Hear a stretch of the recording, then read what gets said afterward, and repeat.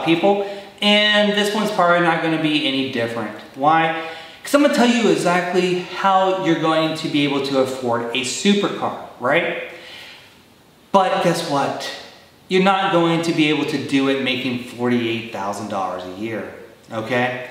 So all these videos you've watched on YouTube telling you you're going to be able to do it making $48,000 a year, it's a lie. And all those people that talk about these strategies of, you know, buying this car, selling it, buying another car, selling it, and you're going to be able to build your credit to be able to buy a supercar. That's bullshit. Let me tell you the truth about buying an expensive exotic supercar. First of all, you got to be realistic with yourself. Buy the car that really means something to you. For me, it was the Dodge Viper.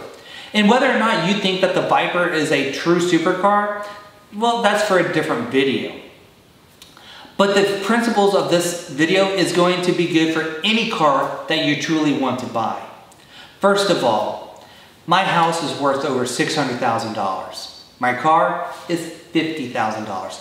So for all you internet trolls and all these people that say, hey, look, why don't you have a Lamborghini? It's because I'd rather have a nice house than to have a Lamborghini to look like I'm something special, right? You have to be realistic with yourself. My house is normally going to increase in value a lot more than a vehicle that's normally going to depreciate in value. So, hey, guess what? I'm already ahead of the game. And yes, right now in 2021, prices on these exotic cars are going through the roof. That's not always going to happen. We're in a bubble. What happens in a bubble? It will pop and all these values will go down. So guess what? Well, even if my house loses value, it's not going to be at the percentage that a vehicle is going to lose its value. So guys, it's being smart with your financial capabilities. So let's talk about this for a second. What you may or may not know about me is I have represented over 100 professional athletes in both football and baseball. One of the most amazing things in my life was to be able to negotiate a contract, be able to go to a client's house, recruit them, sign them, and watch them go through their careers. Having represented a Major League Baseball All-Star player, being able to represent a top 3-rounder in the MLB draft, having a former 2nd-round draft pick in the NFL draft. All these are good accomplishments that I'm very proud to say I've been a part of. Having built an agency that was really an idea in college to one of the fastest growing sports agencies in America at the time.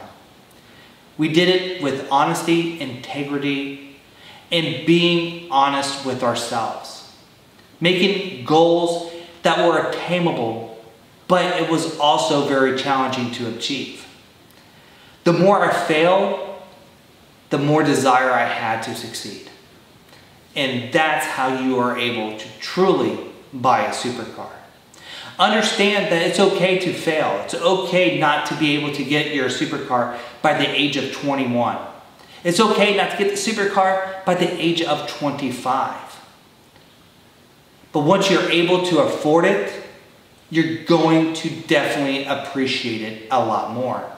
Now, yes, there are different types of individuals that you have that own supercars, right? So the 3 types that I really think is the ones that are going to go in order. First, we're going to go with the mommy and daddy is going to support you and help you buy your first supercar type of person. Now, this person normally lives at home with their mommy and daddy. And guess what? While they live at home with their mommy and daddy, they don't pay a mortgage. They don't pay rent. They don't pay electric. They don't pay water. They don't have furniture bills. And a lot of times their mommy and daddy has them on their own cell phone plans that they pay a very small portion for so they can go out and buy an exotic supercar. And half the time, because of their age, mommy and daddy are co-signing for these vehicles. So while you go to your Cars and Coffee or you go to your car meets and you're trying to act like you're somebody special, we all know that you're a little spoiled little brat. Also remember what social media is, it's fake, right? They don't show you their struggles. They don't show you what they're really going through. Now you have your 9 to 5 guys. These are the guys that work your regular jobs and they're saving money. You know what? They didn't buy it at 20, they didn't buy it at 25, they probably didn't even buy it at 30. But they've saved their money. You know, they buy a house, they have the mortgage on their home, they're doing different things, and they saved and saved and saved to be able to buy whatever car. Maybe it was a Ferrari 348, maybe it was a Ferrari 355, maybe it was a Dodge Viper. Whatever car it is, they bought a car that was within their budget and they enjoyed their vehicles. You know, that is the 9 to 5 type of workers. And yes, some 9 to 5 guys, guess what? They can afford a $300,000 car because they make a lot at their job. Then you have your entrepreneurs. You know, as you guys know, I've represented athletes. You know, that was one of my biggest success stories is when you Google me, yes, you can see I've actually done it. It wasn't something that I'm faking on social media because you can Google me and find me, right? That's who I am. I'm that transparent with you guys. I'm not fake. I'm not selling you a bunch of fake ideologies, right? But a lot of these people, those are the ones that are truly able to afford it. You know, they're able to afford the monthly payments, the maintenance, the insurance. But also a lot of these people, they have it in their business names. Why? Because in this way, it's a tax write-off. It's a tax benefit for them. They have it on their books for depreciation and everything else. So this way they pay less taxes at the end of the year for their business. Or if they're, you know, LLC'd or whatever it is, corporate, whatever their license is with their business, they're using it for a business use. So this way they're able to really maximize the enjoyment of the car with all the tax credit. And there are states like Montana. That's why people use the Montana tags on a lot of this stuff. There's a bunch of loopholes that if you're very smart, you're able to use, and you can really capitalize on your supercar ownership. So if you're in the market of owning a supercar, here are the real keys to owning a car. First, you got to truly be honest with yourself. What is your max budget? Do you have the financial capability to fix a car if it's under a loan, right? Now, once it's paid off, it can sit in the garage for 20 years. It doesn't make a difference. But if you're making a loan on the vehicle, are you able to still go out, make money, and be able to afford it? And if something happens, actually fix it, okay? So you gotta be realistic with your budget, first of all. And now that we know that you're honest with yourself, and now you're setting a true budget for yourself, what car can you afford within that budget?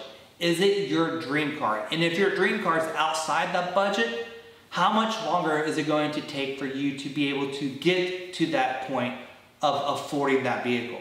Don't keep up with the Jones. Don't keep up with YouTube. Don't keep up with social media. None of those people matter to you.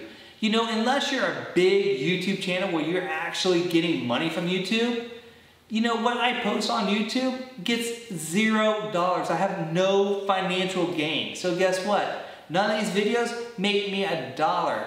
That's why I'm never going to sell my channel out. You know, I'm not trying to make 100,000 subscribers or 300,000 subscribers or 1 million.